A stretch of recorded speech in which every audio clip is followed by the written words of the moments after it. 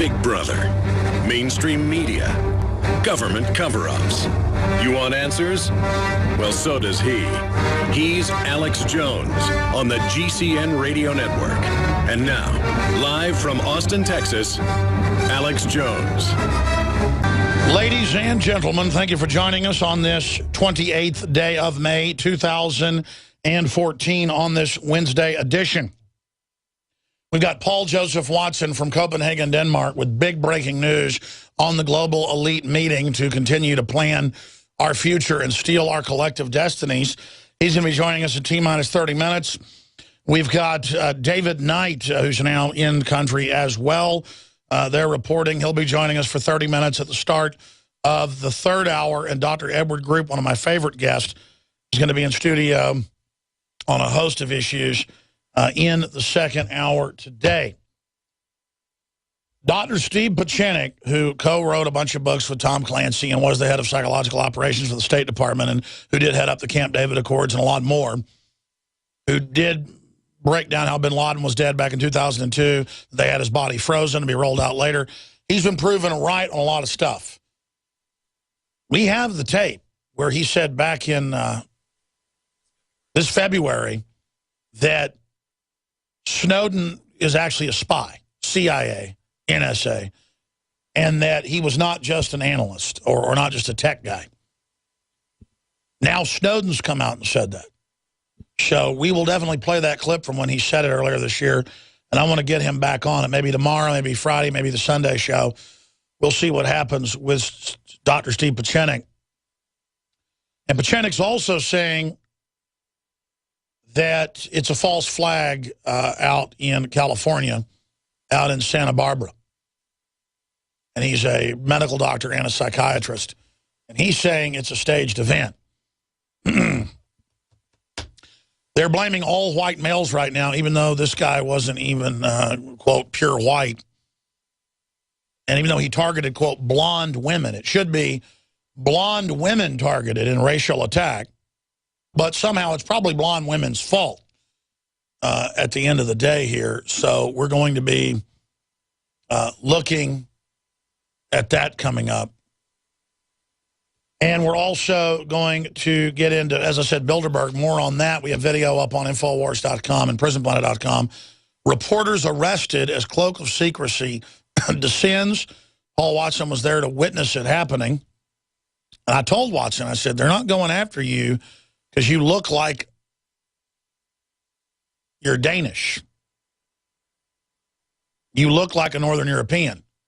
You know, 6'3", 6'4", high cheekbones, wearing a sports jacket. I guaranteed, folks, when other reporters from the U.S. showed up, you know, with beards and stuff, I mean, it was arrest time. Paul could have just absolutely probably even stayed in there till they closed it. But that went on. It's all profiling. And we've now got David Knight in there. And we've also got Josh Owens there and someone else. We always like to have a little ace in the hole, a little secret that nobody knows. So we've got other operatives of the info war. They're on the ground. And it should be interesting and, as I said, quite informative today. The poet Maya Angelou is dead at 86. Goldman president warns trading environment abnormal. Well, you have the high-frequency trading scam. I mean, what do you mean? I mean, it's not your abnormal scam? Also, new fund stars write junk bonds at the top. Oh, yeah, the derivative scandal's bigger than it's ever been. Google has self-driving cars that has no steering wheel or brakes. That's all up on DrudgeReport.com. We'll tell you what's on Infowars.com when we come back. FBI agent says synthetic biology could reduce our population and more. I'm Alex Jones, coming to you from deep in the heart of FEMA Region 6, formerly Texas. We are live, ladies and gentlemen, on this Wednesday, the 28th day already of May 2014. Paul Watson joins us from Copenhagen, Denmark at the bottom of the hour to break down big developments there with Bilderberg Group and really the future destiny of our world being continued to be steered. We also are going to have David Knight and Josh Owens pop in as well later in the transmission. There is so much dealing with the stock market, with Edward Snowden, with so many other issues that we're going to be breaking down in great detail today. But first off, I had arguments with Kurt Nimmo and with Steve Pieczenik separately, friendly arguments, when they were both saying they thought Snowden was some type of globalist double agent operative to actually roll out limited hangout, only some of the NSA spying, because it could no longer be covered up anymore. And Pieczenik said this last year. He said it in February of this year on this show. We have a clip of that we're going to play later. Well, now Snowden comes out and says, I'm a real spy on a low level. I work for the CIA and the NSA. If he... Now, that isn't an admission that he's a double agent working to sell NSA spying, because he's been critical of it.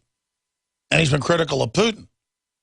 Maybe he's just saying, hey, you know, you guys know that I was more than just a administrative technical person who had access to a bunch of data. I'm more than that.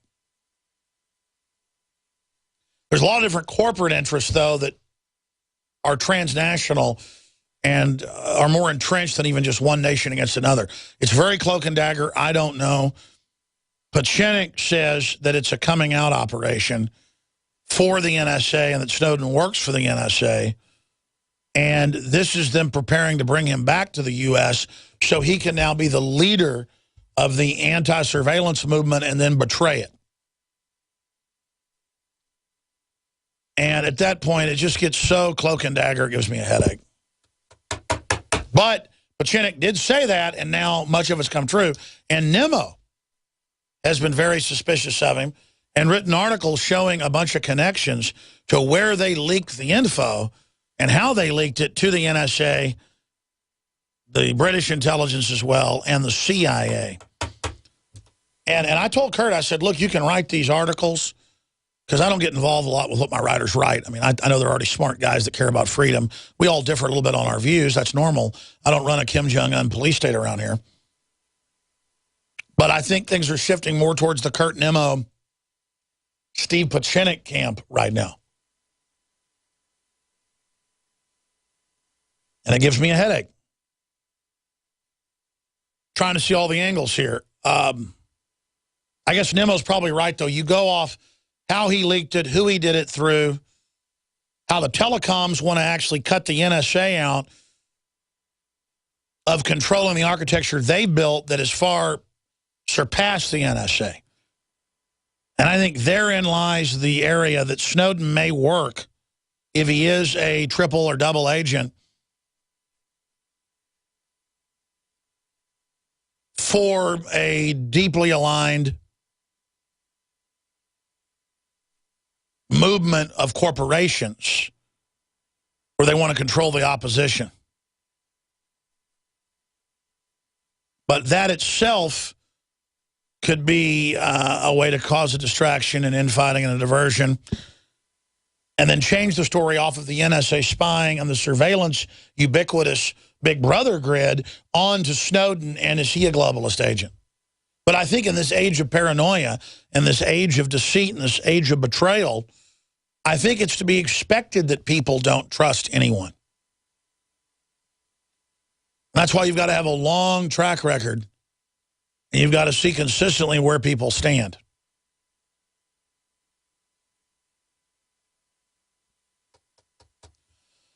I know the Russians really tried to get rid of Snowden. They didn't want him there. And no one would take him anywhere else. They couldn't get rid of him. And now they've basically just parked him working at a website, the Russians have. So now the media is kind of acting like maybe Snowden's not so bad, bring him back. I think time will tell. I think time will tell. I want to play a report that we shot last Friday before David Knight left town, we're going to premiere here, that they just finished yesterday, that deals with the history of Bilderberg in just 4 short minutes to kind of re-prime folks for why Bilderberg's so important and why we're covering it. It's not the apex of the world government. It's not the paramount of the world government. It's one of the unsubmerged tips of an iceberg showing larger structures under it. And it's a major window into how the world really works and into globalization and the technocratic age that Brzezinski wrote about. So it's an entrance into Mordor, something they denied ever existed. So, ladies and gentlemen, without further ado, let's go ahead and go to this piece,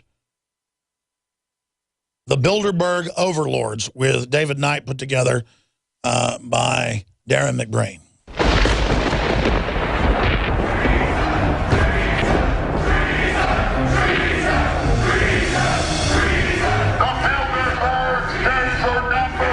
Last week, elections in the UK saw a huge defection from Conservative and Labour parties. UKIP, a party opposed to the European Union, surged from just 2 seats to more than 150 seats. Now, of course, the mainstream media glibly dismissed them as, wait for it, racists. But actually, they're just opposed to globalist control. And that doesn't make them xenophobes or racists. Now, one mainstream media, The Economist, got it right. They said throughout Europe, broadly anti-EU parties are rising as an indictment of the European Union, a project that millions of voters have come to associate with hardship and failure. They said this is an issue of democracy, not of economics. Voters are not impressed when they toss out an incumbent government only to be told by the EU that its replacement must stick to the same fiscal rules and economic policies. And we've seen that happen in Greece and in Italy, where an Italian member of the European Parliament, Borghesio, pointed out Mario Monti, and he's the Goldman Sachs banker who replaced a democratically elected prime minister, and Italian Minister Letta are members of Bilderberg, and Renzi, the current prime minister, is their puppet. That's right, Bilderberg. It's not just where European political puppets go to get their job, but it's also where American presidential hopefuls go to audition for their job. Bilderberg always insist on a media blackout. By June of 2008, we had already figured out that Barack Obama was the elite's puppet of choice. The national media claimed that during the weekend the Bilderberg group was scheduled to meet, that Obama had speaking engagements set for Chicago and the Midwest. We knew better. In a classic bait and switch, the Obama campaign told the press corps to get on Obama's campaign plane and that Obama would join them on the flight to Chicago. Campaign staff then slammed the door shut. The fawning press had been shanghaied as Obama's campaign aircraft lifted off without Obama. The Bilderberg Group sits at the top of the world power structure. 125 of the richest and most influential individuals on the globe make up its membership. But the European Union itself, as well as the unified currency of the euro, were planned in the 1950s at Bilderberg, as the chairman of Bilderberg, Davignon, bragged about in 2009. That's why the Italian MEP Borghesio called Bilderberg the root of all evil. And other prominent Italians have called for a criminal investigation of Bilderberg. Well, as bad as the EU has been for Europe, Bilderberg has plans for America as well. That's what TAFTA, the Transatlantic Free Trade Agreement, as well as TPP, the Trans-Pacific Partnership, will do to America. Now, one will unite us to Europe, the other will unite us to Asia. Both of them will destroy our economy as well as our sovereignty, putting us under the rule of globalist corporations and bankers. But of course, the mainstream media has for decades pretended that Bilderberg doesn't even exist. They've ridiculed Jim Tucker, Daniel Estulin, Alex Jones, and others who reported on Bilderberg. Even last year, Alex Jones was ridiculed as an idiot and a conspiracy theorist on the BBC for his coverage of last year's Bilderberg meeting in the UK. There may be a conspiracy, but it's not a theory. As Paul Joseph Watson reported just last week, a Berlin-based magazine, Cicero, quoted a Bilderberg member as saying, "Those sentences which really matter are being spoken at Bilderberg. You learn an incredible amount. Davos, in comparison, is pure PR talk." Now, of course, the mainstream media will be all over the economic summit at Davos, but the question is, will they even show up to the Bilderberg meeting? We want to bring them out of the shadows. We want to shine the light on them. That's why when they meet this week in Copenhagen, the InfoWars team will be there. Paul Joseph Watson, Josh Owens, and I will be giving you coverage there. Join us. Help us bring this into the light and expose what's being done in secret as the most powerful politicians and corporate leaders meet to plan a global agenda. Great job, David Knight and crew. We're doing something epic here together, folks. We're exposing that it isn't foreign governments trying to take us over. It's foreign corporate conglomerates that have already taken us over. Once everybody knows that, politically, they're done. That's why they've tried to deny this forever, because it will be the end of them. We will win. We'll be right back, ladies and gentlemen. I'm Alex Jones. Paul Watson's coming up in the next segment to talk about Bilderberg. I'm going to get his take on Snowden as well. We have that clip in February of Pachinik saying that Snowden's an operative. I didn't really shut him down, but I just, at that point, I just didn't see proof. And now Snowden's come out saying he was really an operative of the CIA and NSA, and that he's a patriot, and everything he did was, quote, for America. That has like a double meaning. So we're going to get Pachinik on to break that down. I'm not throwing Snowden under the bus right now, or The Guardian, or any of these groups, but he's saying it's a false flag. Pachinik is as well out in Santa Barbara. You know, it's hard to say a little skinny nerd could kill 3 people with a knife without them being able to fight back. But, I mean, have you ever seen a mentally ill person, how hard it is to control them? I don't know. I just know white people are being blamed for this. He targeted the most white of white, so it's white people's fault. I mean, it just... I slipped on a banana peel last week, and you know it was because of white people? I want to go to this clip. This full video is up on Infowars.com. Reporters arrested as cloak of secrecy begins. Agenda for Bilderberg confab illustrates global elite in a panic. And one of our great writers here should do a whole story on Daniel Estulin yesterday and the fact that in 2006, he said Bilderberg was going to implode the housing market in 2008. Indeed, that happened from his sources. I happen to know who one of his sources is. In fact, the only reason I can talk about it is some of it actually came out in the newspaper years after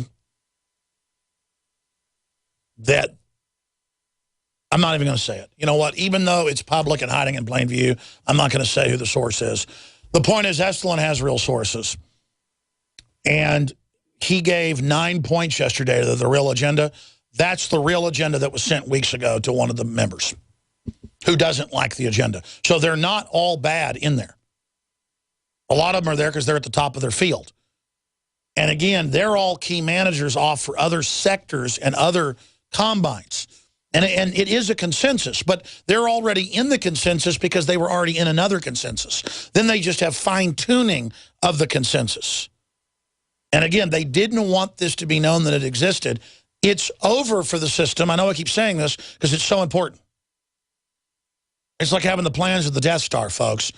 If you have the plans, you can blow it up politically. That it's an illegitimate corporate takeover that seeks to end free market, end the family, end humanity as we know it, in a technological, technocratic takeover for a tiny elite. It's bad for 99.999999999. We've done the math before. There's 6,000 superclass in the Kissinger Group's own analysis, which I agree with. 6,000 super gophers, less than 20 families that own pretty much everything. So a few hundred people that own it, 6,000 that serve them, 6,000 people in the super control class. You divide that into 7,300,000,000. It's 0.000000023, I think. So when they say it's the 1%'s the enemy, no, the globalists are going after the 1% because they're of the middle class wealth. Some guy that makes $1 million a year, folks, is in the 1%. You ought to be kissing their booty. They are the ones that buy the sports cars and come to your restaurant and get their hair done, and their wife divorces them, and the lawyers get the money, and their kids go to private school. They are the economy. The globalists have said this. You get rid of the nouveau riche, upper end of the middle class, the new rich, you shut down most of the economy. And you shut down the ladders up. How many of you out there work for somebody who's nouveau riche, wealthy, has a big house, nice cars, and you charge them a bunch of money to do stuff on their house and do things, and I mean, how would you do if they were gone?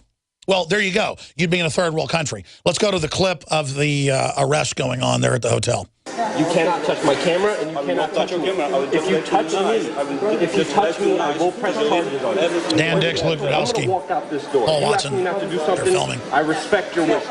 You touch me, that's assault. Ask you first to delete it. You could ask me anything you want. You could ask me to go to the moon. Doesn't mean I can get to the moon. Something else. Don't go discussion in another this direction, please.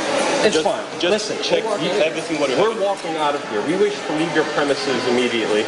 We haven't done anything wrong. We're in a public common area. We use your business, and you cannot take my private property away. This is something that this is my equipment. This is my video footage. You are very nice. Thank you. I appreciate it. I'm not touching What's you. your name? My name's Luke. It's right here on the name tag, yes? Okay, What's your first All name? right, this goes on for like 10 minutes. Full video up at Infowars.com. We're taking you live to Copenhagen in Europe, straight ahead, where Paul Joseph Watson will join us from the shadowy Bilderberg group. There are some rivetingly interesting, intriguing articles up on Infowars.com and PrisonPlanet.com. FBI agent synthetic biology could reduce our population. I want to be breaking that down. Snowden is a national security state asset, Kurt Nemo.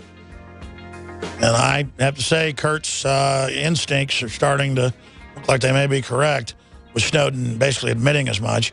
Bilderberg 2014, reporters arrested as cloak of secrecy descends.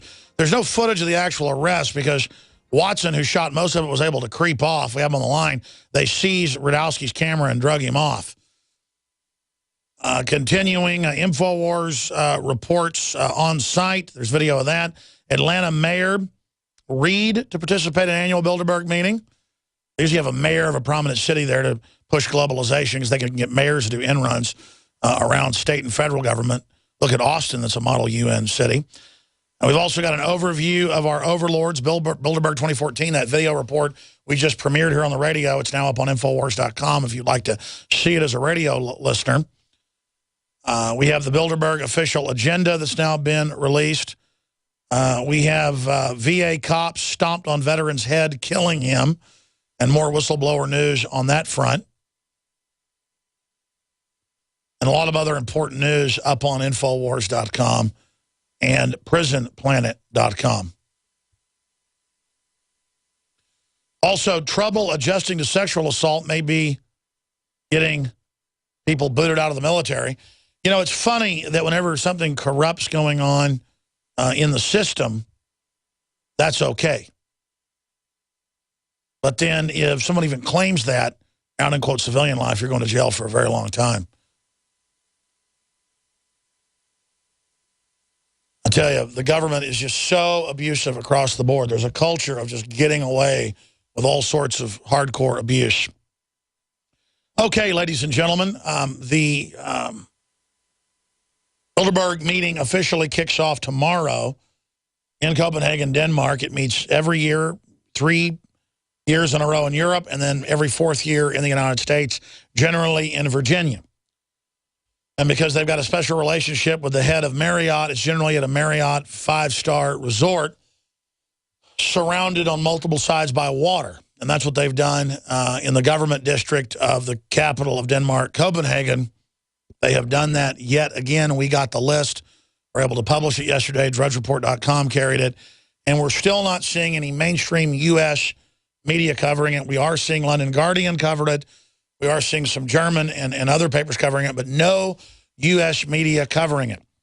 Joining us to describe the arrest he witnessed yesterday and the fence they've put up, and they've now shut the hotel down, throwing people out that had reservations right through to today, including Paul Watson, is our own Paul Watson.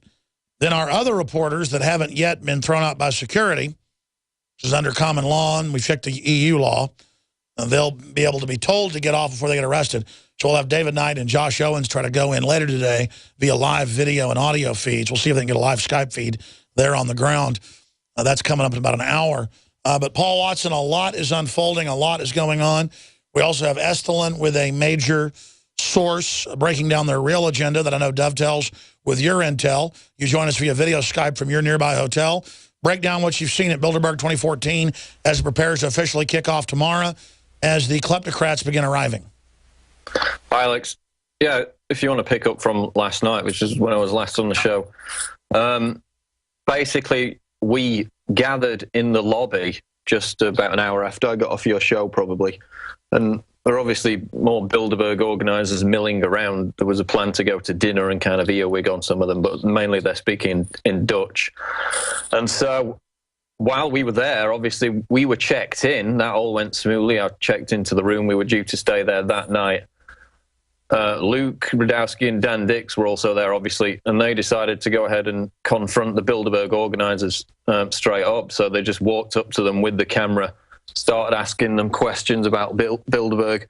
At first, they pretended not to know anything about it. Then it became obvious that they did, and the security was called within about 2 minutes. And the issue was they demanded we delete every photo or video that we'd already taken, which is pretty stupid in the days of live streaming and instant uploads to Twitter. So they went around demanding we all delete our footage. Obviously, my plan was to stay in the hotel and gather some intel, so I didn't want to get kicked out. Yeah, that was a great plan, but that's not going to happen now. Please continue. So, obviously, Luke and Dan refused to delete their footage. They said, we just want to leave. We're leaving the hotel. Started to walk out the door. We all basically got out of the hotel, but Dan was still in there. They grabbed him by the arm. They physically restrained him. At that point, we left.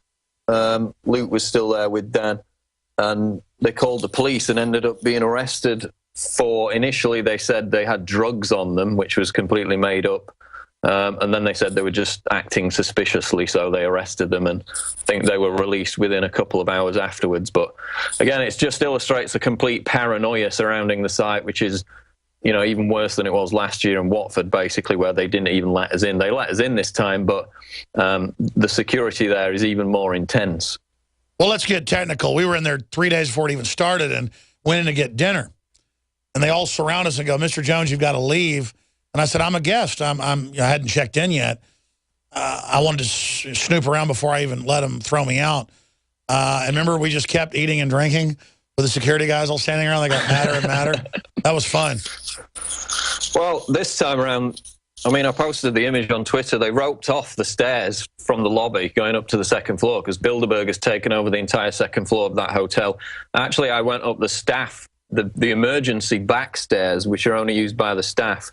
And you could get to every level apart from 2. They completely sealed off the entrance to level 2 via the back stairs as if it never existed, which was probably some kind of fire hazard or something. And then if you got out on the lift at the second floor, there were people there immediately, you know, ushering you back in. So that's on lockdown. They got people patrolling the bridges around. They're telling ice cream sellers a mile away to look out for suspicious people. If you so much as have a camera anywhere near the hotel, they come and harass you. Today we met with the police liaison, and they've given us a spot right as the cars come in, so we'll be right up against the cars inside the hotel grounds as they come in. As media, that's a different spot from where all the protesters will be, so they're going to allow a limited amount of media, up to 20 people, they said, in that area to take footage live streaming as Bilderberg members are driving in.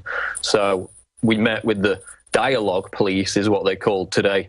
He walked us to the site and pointed out where they'd graciously allowed us to stand and take footage. It was made very clear that we couldn't express any kind of opinion or protest, that it was simply for observation and documentation purposes. But, you know, it's certainly a lot better spot than it was last year in Watford. Well, Paul, I see you're tweeting at your Twitter, and that's great. Please put them out on the Alex Jones channel so a larger audience can see them. Maybe put an article together with some of the photos, because I want people to be able to see them. And I know you're about to have a camera crew there so they can get more out. But people are really ready to see you do some live feeds as well. I'd like you to cover our reporters as they try to go in with a live Ustream feed so that we have multiple angles on that today. That would be excellent. How's your internet working there? It's not great in the hotel, to be honest. I mean, it's a 4-star hotel, but the internet is not great here. In terms of the area around the hotel, there should be a full cell phone signal. Well, let's get some live feeds going for all the folks out there quarterbacking this from remote. I know we saw as many as 4,000 at any one time at Watford, biggest crowd ever protesting in England, north of London. What do you expect this year? I know it's more remote. It's more costly in that area. I tried to meet a few years ago, I guess 3 years ago, up on top of Swiss Mountain when you were there. And that became an international debacle, but still hundreds of protesters showed up there. How many do you expect to show up tomorrow? Well, obviously you don't have the big Alex Jones, David Icke draw, so there certainly won't be anywhere near like there was last year.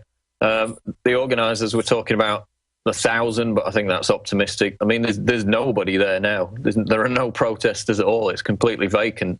Obviously, they'll start to turn up tomorrow, so I would imagine probably 200 or 300 on each day would be a fair guess. Now, Estelin broke down some of the things on their agenda. Stop the rise of nationalist movements that can block globalization, the bankruptcy of Europe. People really know the EU's unelected, tyrannical now. We talked about their plan to try to block Russian gas supplies, their plan to bring in more and more web censorship. From our sources, Paul, there, I know you're developing sources on the ground as well. Other intel you've got on their agenda?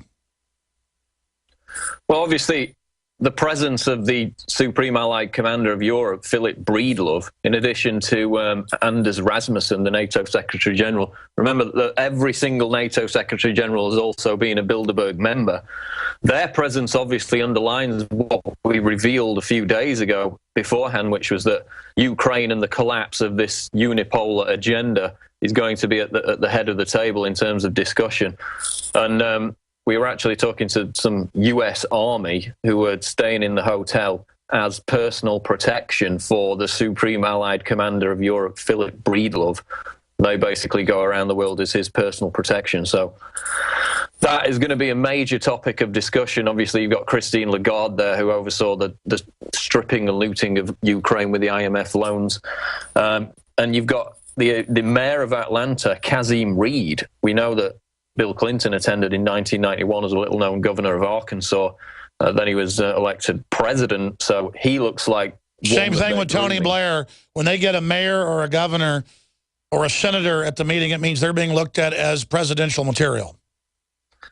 Exactly, and then the future of democracy in the middle-class trap.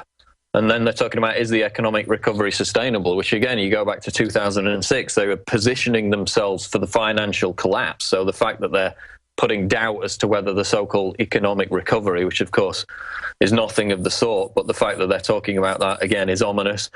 Does privacy exist? Which is, closer to should privacy exist in their eyes, with bombshell, Greenwald, Snowden revelations to come. We know that the biggest of those revelations are yet to come, which is basically what we already know, that they're recording not only metadata, they're recording actual conversations of people within the United States. That's why they have these huge storage facilities. If it was only the metadata, they wouldn't need storage facilities that big. Of course, they're tracking it all in real time. That's on record. Top psych warfare expert, Dr. Steve Pachinik, said he didn't think, he says he knows Alexander, he knows Clapper, and he said this last year, and he said it again in February. He said, look, this is all coming out. Snowden works for us. And he wanted to come on air and talk about that, and I just said, you know what? I said, that might be a psyop from you to then discredit him. And he goes, no, this is a coming out of it. This is so they can control the debate and limit what really comes out. And now Snowden came out, as folks know, on NBC News, basically said, look, I'm CIA, NSA, high-level operative, and I did what I did for America. So you got to let me come back to America. And the media is now lightening up on him. Paul, what does your gut tell you on that front? I haven't read that article, Alex. All I know is that I've repeatedly tried to get Glenn Greenwald to come on your show, and at first he says, he might do it, and then you just never hear from him again. So, well, I've had people on the show before and Assange is in the background, like Jones Dautier, the member of parliament, and like he's there in the room. And then during the break, we talked to him. He goes, "Oh, I'm a big listener, but you know, I can come on later." And then all these people listen to the show, and I mean, not that big a deal even getting them on. It's just that, yeah, it's well, Nemo's done the articles showing their connection to all these different spook organizations. Go ahead. I haven't seen the NBC interview, so I don't know what Snowden said. He said, "I was trained as a spy and did operations for the NSA and CIA all over Europe in deep cover." Right. Which is exactly what Pachenik said. "He's one of our operatives, Alex. He's doing it under authorization. I expect the Russians to kick him out later," which they're trying to do. "Alex, everything's going to be fine, Alex." I know he's listening to the show right now. A pretty good imitation of Pachenik, right? What do you think? What do you think? I mean, it was known that he worked for the CIA. I don't think that's a big admission that he's some undercover operative. No. He worked putting in equipment systems, so they claimed he had administrative access over a bunch of stuff. Now he's going, look, no, I was deep cover in Europe, CIA, NSA on operations. Well, if you read Greenwald's new book, then it's clear that Snowden tried to approach the Washington Post with all this information, and they basically weren't interested. So and the New York Times. Yeah, so I hear that all the time, that Snowden's a double agent. I don't really buy it. Well, the reason we've had private discussions about this, and the reason I agree with you overall, is he can be manipulated by the system, but they don't like this coming out. If this is full disclosure and it's hurting them, and it is, why would they trigger it? Or does he represent a subgroup, the big telecoms, that are in a fight with NSA over total information dominance, and they want the crystal ball Palantir control? They don't want government with Palantir. I don't know, Alex, because there's a tendency to try and strip down anybody who speaks out. I mean, people do it to you all the time. They say, and I know full well I'm not an operative. Exactly, yeah. So I am Bill Hicks, though. There's always suspicion generated against anybody who's that public, and it comes to the point where, you know, everything's fake, the staged events, they never happened, this person's an inside job, that person's a double agent. There are some people who actually just speak out based on their own conscience and stuff. So no, we have whistleblowers all the time that are for real, and it shakes the system to its core. I mean, I happen to know the state police guy that first gave me a document on my act got demoted because of it, and a federal marshal gave me info. They didn't figure out who he was, because he slipped it to me by hand. I mean, that's why Matt Drudge said, if you've got a whistleblower, you got to meet in a parking garage. I mean, you really do, folks. And, of course, they've always known that. Anytime I've gotten really good intel, the best stuff where people don't get burned, well, a preacher gave me the clergy response team documents 4 years before it was in the news. FEMA visited him a week later. He went to a grocery store and faxed it to us, and they went and pulled the data and went and found out who he was. Can you believe that? That's how surveilled stuff is. But they haven't gotten the FBI, the military, and the federal marshals that have given us stuff, because they give it to me by hand, Paul. No, exactly. The thing with Snowden, though, is, you know, there's this infighting between WikiLeaks and Greenwald, because there's this criticism that they don't release it all in one go. They don't dump the data. But I don't think that makes sense. If you're in the position of Greenwald, you want to dole it out and keep it in the media, not just for a week or two, for a year, as he's done. So a lot of the criticism's directed towards Greenwald and Snowden, even though I don't particularly have any affinity with them, because they tend to ignore us. But the criticisms don't make much sense, which is why I'm kind of shying away from all right, but I think it's fair to look at it in the light of the new news. Stay there. All right, it's February 14th of this year, Valentine's Day.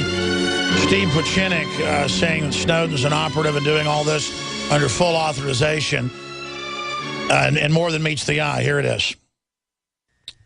Well, I will tell you very simply. I started to think of Snowden a long time ago, as I was saying. I thought he was, and analyzing him not as an American, but as a counterintelligence operative, or somebody who's had experience in counterintelligence. I thought Snowden was very much what I call the manufactured avatar of the American intelligence community. What do I mean by that? I started looking at tapes of Edward Snowden when he was giving these bombastic interviews and self-aggrandizing interviews to the German press and other presses. But in the recent press, in a recent interview, he very clearly stated to the Germans, yes, I was in the special forces, but I broke my ankle. Now, that was not credible to me, because if you're in the special forces, you don't just break your ankle and you don't leave. But he went on to explain that the special forces was something that was a noble endeavor on his part, and he saw it as a magnifier of military power. In other words, he gave me an explanation that was inconsistent with being a subcontractor.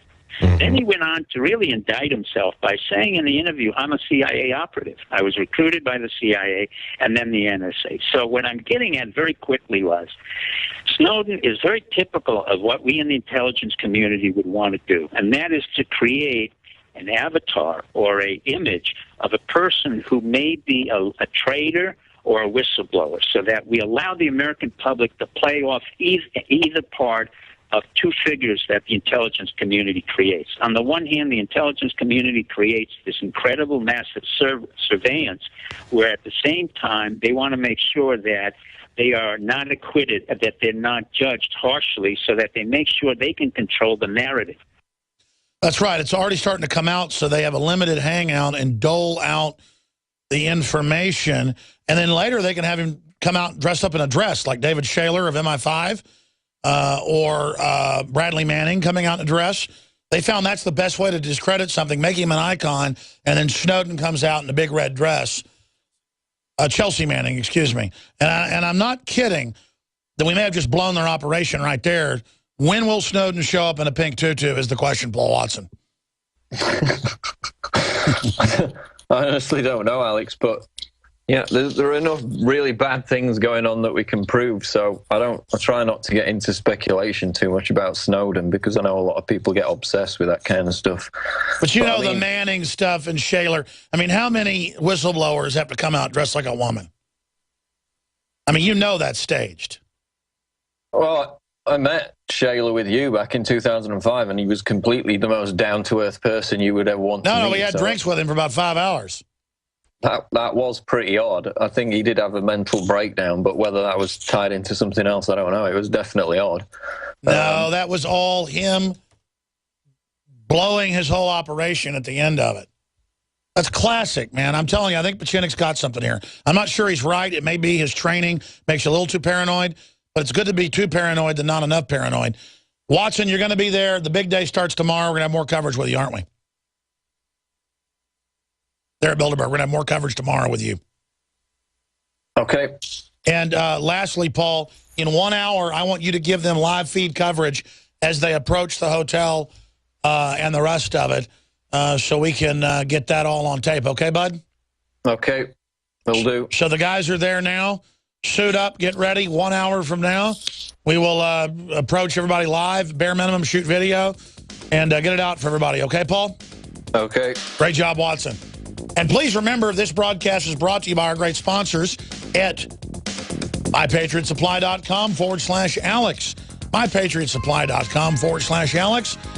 And when you go there, high quality, non-GMO, storable foods, the best out there in my view, great prices, great service, 866-229-0927. MyPatriotSupply.com/Alex. Second hour coming up. It's going to be jam-packed on this live Wednesday edition. Visit GCN. Ladies and gentlemen, David Knight and Josh Owens and our other reporter that will go unnamed, because obviously Bilderberg Group's watching the show. We like to have a little ace in the hole, a little secret nobody knows, to quote the immortal George Strait. Their plane got delayed because of big storms in Texas, so they got in a day late. Then they wouldn't give them their rent car. Their luggage disappeared. And this has happened to me before.